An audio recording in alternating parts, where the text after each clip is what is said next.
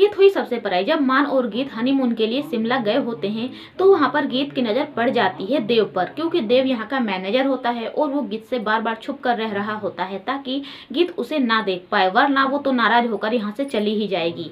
लेकिन ऐसा हो ही जाता है, गीत की नज़र देव पर पड़ ही जाती है और जब गीत देव को देखती है तो उसे पिछली सारी बातें याद आने लगती है और वो बेहोश होकर वहीं पर गिर जाती है। लेकिन देव उसे गिरने से बचा लेता है।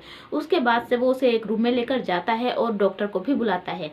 अब डॉक्टर चेकअप करते हैं तो बताते हैं कि इनकी कंडीशन बहुत ज़्यादा खराब है और ऐसा है कि इनके साथ जो भी है इनके पति हैं या इनके रिश्तेदार हैं, आप उन्हें बुला दीजिए। मैं उनसे इनके बारे में जानना चाहता हूँ कि आखिर इनकी मेडिकल हिस्ट्री क्या रही है।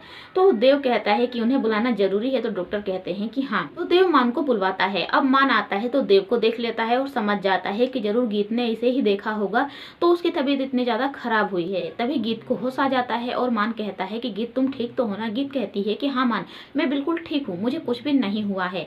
और गीत उठने लगती है। मान कहता है कि नहीं गीत, तुम लेटी रहो और मैं अभी आता हूँ। और देव तो पहले ही बाहर चला गया होता है और अब मान भी बाहर जाता है और देव के पास जाकर उसे दीवार में करके मारने लगता है और कहता है कि बता, तू उसके सामने क्यों आया? मैंने तुझे मना किया था ना कि मेरी गीत से दूर रहे। अब तेरी वजह से उसकी हालत एक बार फिर से खराब हो चुकी है। अगर मेरी गीत को कुछ हुआ तो मैं तुम्हें छोड़ूंगा नहीं। तो देव कहता है कि भाई, मैं ऐसी गलती दोबारा कैसे कर सकता हूँ? एक बार मेरी वजह से गीत इतनी मुसीबत में फंस चुकी है।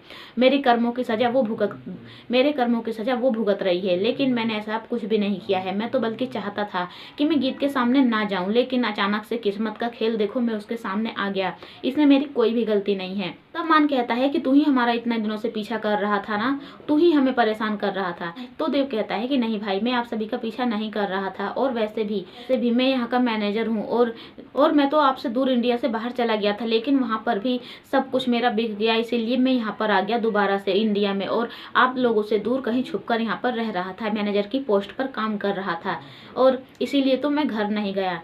तो मान कहता है कि अच्छा किया और आज के बाद से मुझे अब दिखाई मत देना। उसके बाद से वो मान जो है वो गीत को लेकर कहता है कि चलो हम घर चलते हैं और गीत और मान उसके बाद से दोनों वहाँ से लौटने लगते हैं। तो दोस्तों, और भी एपिसोड के लिए चैनल को सब्सक्राइब करें, वीडियो को भी लाइक करें।